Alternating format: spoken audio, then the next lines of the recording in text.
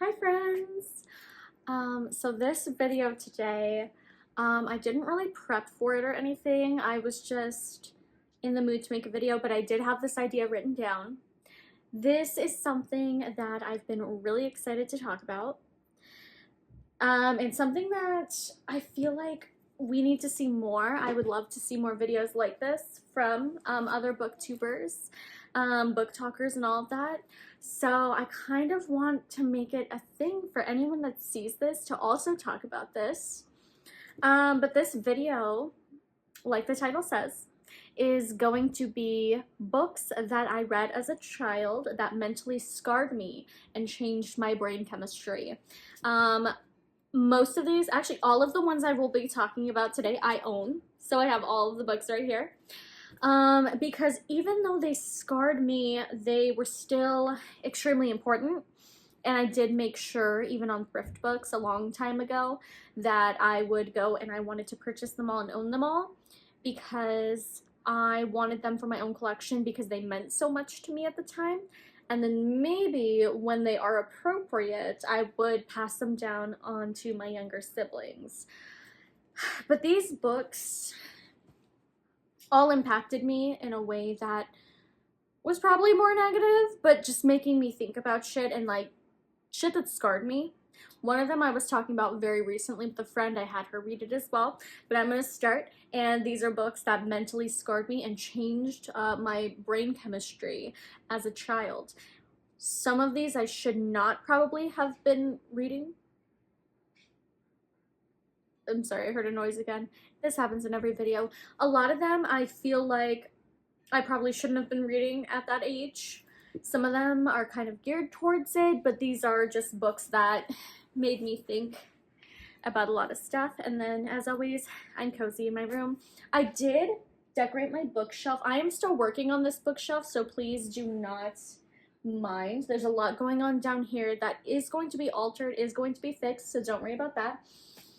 The lights are a bit scattered. If you want to, like, I don't know, let me know what you think about them, because they're not perfect. I didn't want them to be like super clean cut and perfect, but I don't know how I feel about it, so let me know.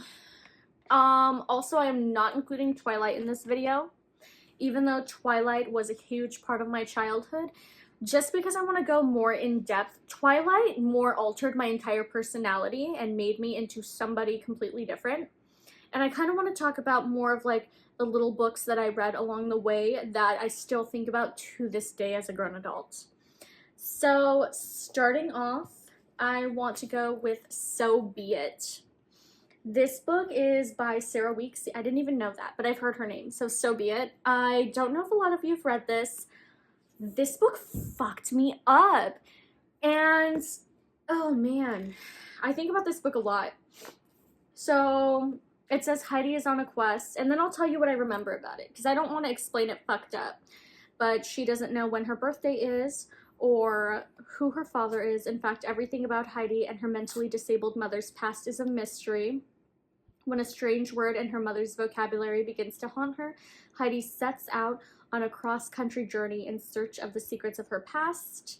Far away from home, pieces of her puzzling history come together, but it isn't until she learns to accept not knowing that Heidi truly arrives. So this makes it sound way more wholesome than it is. Now, this is a book aimed at older kids, maybe like 6th graders, maybe. I mean, this is a kid's book. It's totally age appropriate. However, this just deals with such heavy topics that I feel like, what the fuck? Like, it truly made me realize. And it's like, you know, everybody grows up and like learns things. So there's like a moment when people realize like, oh, you know, disabled people exist. Oh, not everybody has a house to live in. Like shit like that. So me as a child reading that, it was so intense because, you know, you only know the life you live when you're growing up. If that, bless you, honey, if that makes sense. This book was, it's a good book. What are you doing, honey? What are you doing? it's definitely a book that I think that all kids should read to kind of realize, you know, that people are living different lives than them, and it's not always great. Some things that hi honey, oh my god, she's too cute. Some things that I remember about this book, I remember the main point being she has a disabled mother, and I believe it's Soof. It's like Soof. It's Soof, and her mother's always like, oh, Soof, Soof, and you know, the girl's like, she's growing up, she's like, what is Soof? The mom doesn't know, you know, she's disabled. If I recall, they live in a very like shitty little apartment. They don't like, they hardly get like water and electric. There's like another lady in the building that like helps take care of her, that kind of helps raise her because her mother isn't able to like properly raise her, you know, without assistance. The mother herself needs help. And I remember it being so interesting to be in this child's mind of like, you know, she loves her mother, she wants to know more about where she came from, what happened to her father, more about who she is. And I just remember it being so real, where the main character's point of view, she gets very frustrated with her mother and she feels bad. She's like, my mom like can't do anything for me, like my mom doesn't know this, she can't tell me this. She ends up being frustrated with things that she ends up realizing she can't help. And that's not a spoiler. If I'm being honest, I don't even remember the big plot twist at the end, but I remember that it talks about real shit, like growing up in that kind of environment, not knowing things, kind of like being frustrated with your parents even though it's not their fault, trying to come to terms with the life that you're living and how you got there.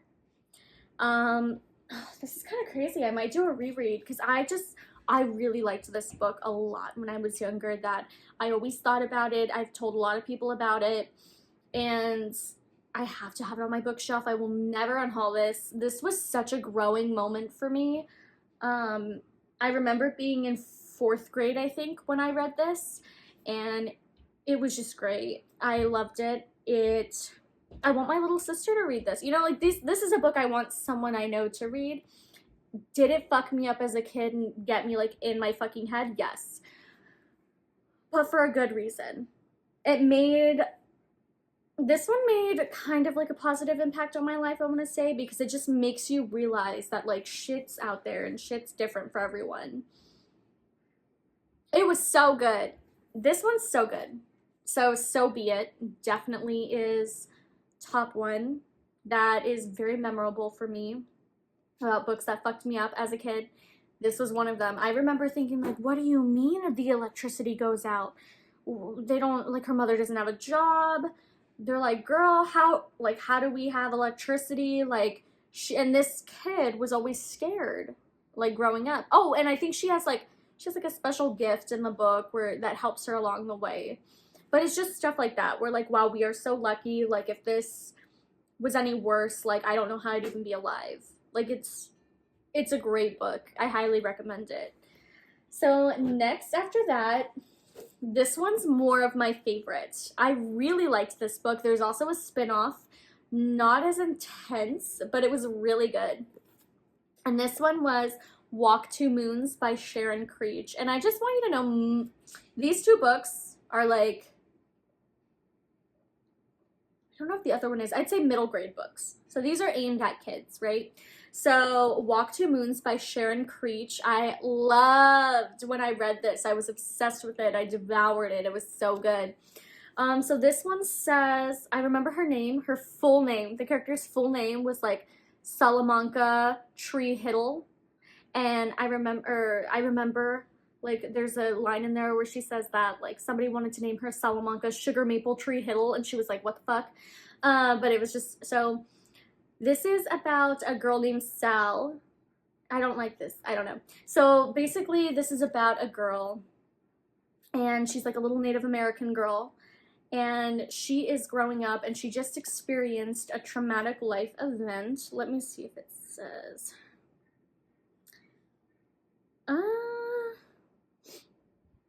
This one has drama too.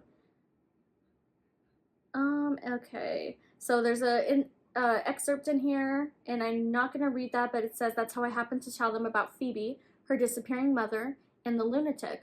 So these are a bunch of different stories. This is like top tier middle grade drama. This is heavy, but like to the point of like where a middle grade person could interpret it and be like, holy shit.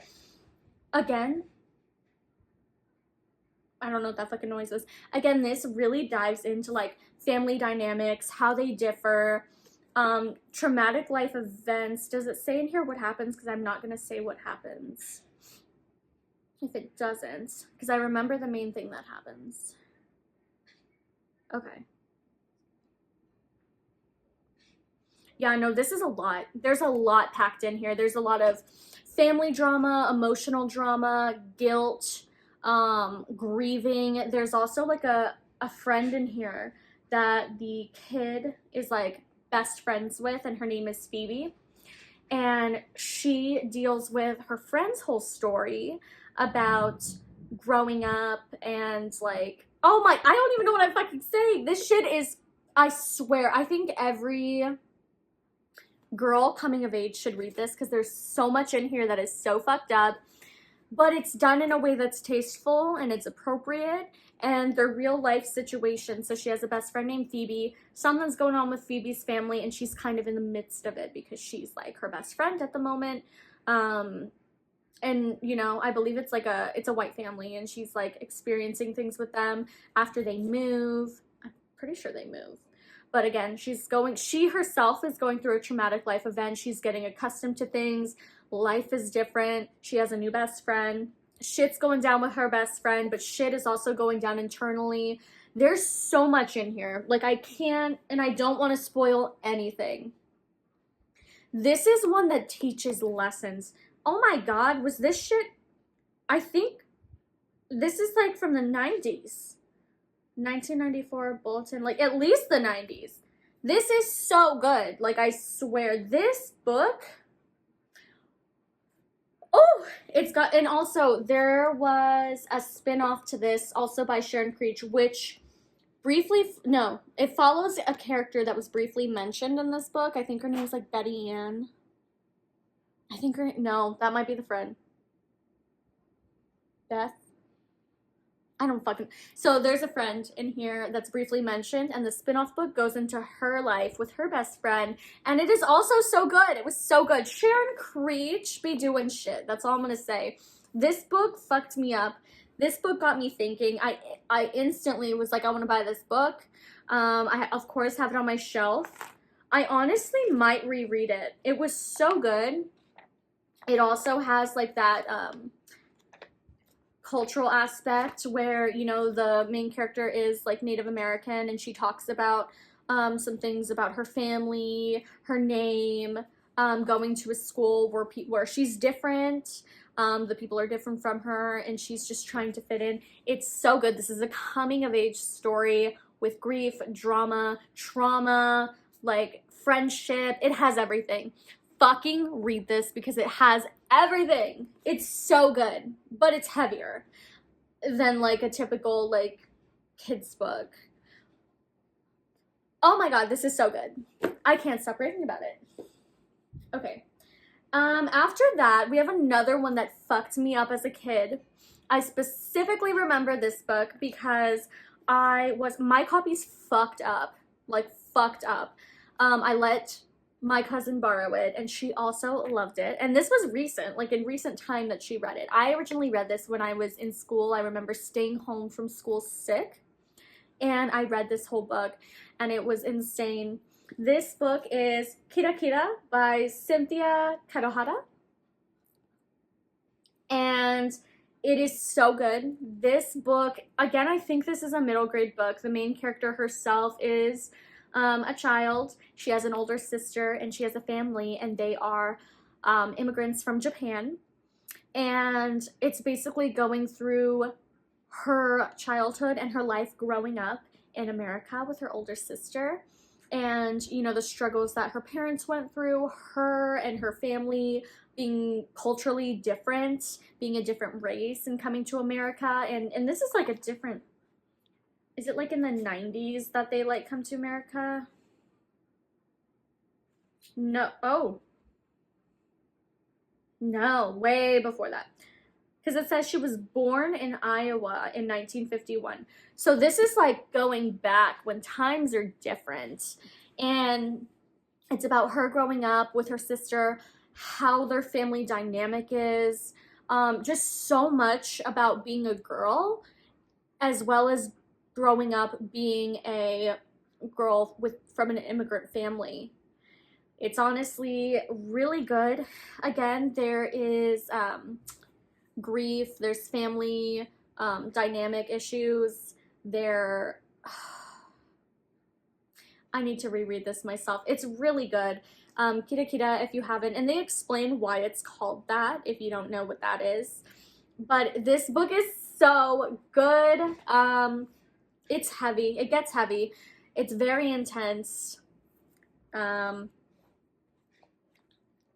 I honestly love this book. This is just one of those books that I read as a kid, and I think about it again every day since. I actually recently talked about this with someone. Movie vibes. There's one movie I've ever seen that reminds me of this slightly, and that's not giving anything away. It just reminds me. I think it's like Minari. I think the movie's called Minari. When I watched that movie, because I had read this way before I watched it, I got vibes of that. So if you liked that movie, that type of like slice of life vibe where it's like, you know, following a family. I think is it Minari or Minori? You know which one. That movie really reminded me of this book. So if you enjoyed that movie, you might really enjoy this book, except it's more focused from one of. Okay, so that was crazy. That book was amazing. It cut off. I'm so sorry. Low-key, I ran out of storage, but like it was just so good. I'm not even mad about it. But anyways, so Kira Kira, highly recommend. But this one maybe for like kids that are like the older type, like maybe like 9 and up, I would say. It was so good. It was so good. Next is one that I don't know why I read it as a kid. I had a phase, I wish I was like this now, but I had a phase when I was younger, when I was in school. I would read everything. I would read everything and borrow books from the little shelf in my own classroom. Like, that's how young I was. There was no separate periods. We just had a classroom. And I would read everything on it, everything at my desk. Like, I was just obsessed. And this next book I did read as a child, which I don't think I should have. It's definitely not geared towards children. But it's The Joy Luck Club by Amy Tan. And this book also fucking scarred me. I remember being so entranced by this book. The way she wrote, sorry, I'm just getting comfy. But the way she wrote this book, it was just so beautiful. There were stories in here. If you don't know what the Joy Luck Club is about, basically it is about, oh fuck, how do I even explain this correctly? Okay, so actually I'm gonna read the blurb. So, for almost 40 years, the members of the Joy Luck Club have met to play mahjong, eat Chinese delicacies, and brag about their children. So think of it as like a little book club, but they're playing mahjong. They're meeting up, I don't know, once a month, once a week, I don't know how often, but they're meeting up, and you know, it's the girls. They're like eating their snacks. They're like, oh, my son did this. Like, it's a tradition that they have. It's just how things are. It's their own little club. So it says, now one of those women has died, and it is up to her daughter to take her place, to learn her mother's secret story and those of the women who left China with her. This book is so good. There's a lot of stories. There's a lot of trauma in here, generational trauma that they'll discuss. You learn a lot about these women and what they dealt with, their traumas in China, how their life was. And it's really interesting. I might reread it, to be honest, because I feel like this might hit different now that I am a grown woman and not a random child. But the women, you know, there's like, you get to see, I believe, from different points of view from like the women and what they want from their daughters, and seeing them make the choices that they make, and them thinking, well, you know, when I was that age, like, we were like this, and them trying to bond with their daughters, and things are just okay. It happened again, but I'm back because I'm not fucking done talking about the Joy Luck Club. But anyway, this is so good. You know, I like I said, I shouldn't have been reading this as a kid, but it was so good, and you get again a lot of like culture, the Chinese culture. You learn about how these women were living, and what they expect for their kids, and kind of where that generational trauma lies with these women and how it affects them and their children. I honestly feel like I might reread this soon, because I think it would hit different reading as a fully grown woman. And I wonder, I think maybe a mother would like to read this as well. Maybe somebody that also has kids would appreciate it in that way. I only have children who have fur, so I wouldn't know. But this book was so good. I don't know where the fuck I was reading this. I don't know why. I don't think we read this in school. Can I be honest? This would be a great book for like a woman's study like class or something. Like, actually, I don't fucking know what they talk about in there. So this is fiction. So I have no fucking idea if that's correct. But I think it would be like you're studying women, you're studying their trauma, you're studying, you know, immigrant women, first generation children. It's so good. Like, I'm not fucking joking. And sometimes when people like throw around words like, oh, it's like political, or it's about like, oh, but like immigrants, and like, you know, sometimes those words can be like, oh, like, you know, oh, bitch, like, the fuck? Like, I'm over here reading like My Little Pony, like, you know. They can be a little scary and off-putting, but I promise you this book is so good. I don't know what it was about my fucking 10-year-old ass reading this, but it was so good. I honestly recommend. Oh, this bitch is texting me. I'm back again. Today's just like all over the place, but I'm like, I'm ready. I was like, I'm gonna fucking talk about my book. They just keep interrupting me, and I'm not gonna stop. So that's crazy. Anyways, the last book I have today is a book that mentally scarred me. This is the least heavy of any of the books I've mentioned, and this really had no like traumatic impact on my brain. But this last one had to be mentioned because it is Margaret Peterson Haddox's The House on the Gulf. I really liked this one. This, I believe, is a middle grade book. Might even be, no. I feel like it's too mild to be for teens. Oh, I just thought of there might be a part 2 to this video. Can I be honest? There might be a part 2 for this video. But anyways, The House on the Gulf was so good just because this is one of the most age-appropriate thrillers that I remember reading as a kid. I remember being like maybe 10 years old reading this, and this is definitely, that was for my age range. It was incredible. There was just like, let's see what it says, because like I don't even know how to like explain it. I just remember that it was good. Like, was it 5 stars? Yeah. Do I remember it? No, I don't fucking know. I like remember loving it, and I remember certain things, so don't like be a bitch. So then it says, nothing is as it seems when Britt's older brother, Bran, lands a summer job house sitting in Florida. It seems like a great opportunity. Britt's family has just recently moved to Florida and could use the extra money while her mom finishes college. There's only one problem. Britt starts to suspect her family isn't supposed to be there. Britt starts poking around and makes a startling discovery. The owners of the house aren't who Bran says they are. So whose house are they living in, and why has Bran brought them there? I'm gonna be honest, I wouldn't have told you that much about that. Like, about, like, oh, they're not supposed to be here. But, I mean, it's on the fucking bag, so don't, like, beat my ass over it. I wouldn't have said that much. But I just remember this being really good. Again, this wasn't... Oh, it actually has an age range on here. This is from 2006. See, that's how you know, like, I was a real-ass kid. Like, I'm not fucking lying.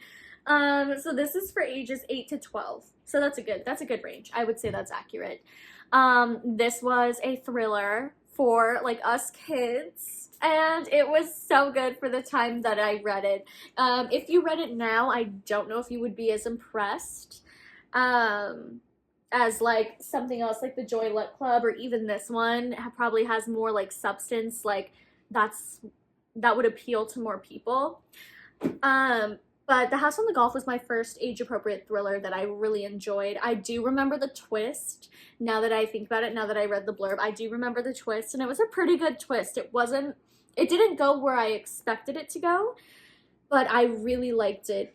And I might need to do a reread of this as well. This probably was my introduction to thriller books.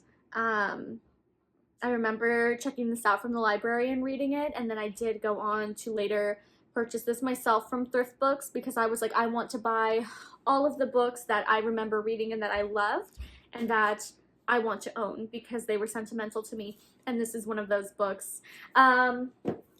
And then an honorable mention to Twilight because it altered my whole personality. I believe I started reading the books when I was like 10, and it all went downhill from there. It very much altered my entire personality. I would say that I'm still as obsessed today as I was back then. And yeah, I wonder where my life would be. What type of person would I be without Twilight? I don't know. And I think a lot of you can relate. Like, who were we? Like, what did we do for fun? Like, I know a lot of people that didn't have a Twilight phase, and I'm fucking shook by that. Like, I wonder, like, is it nice? It must be nice, right? Not to, like, constantly fucking think about this shit over and over again and, like, being like, fuck! Like, I remember I used to have fucking vivid-ass dreams about the Twilight Zone. New Moon was my favorite movie, and I would fall asleep every night and put it in my little, like, fucking square TV that had a built-in DVD player. I'd, like, pop it in, like, get in bed, get comfy. It was great.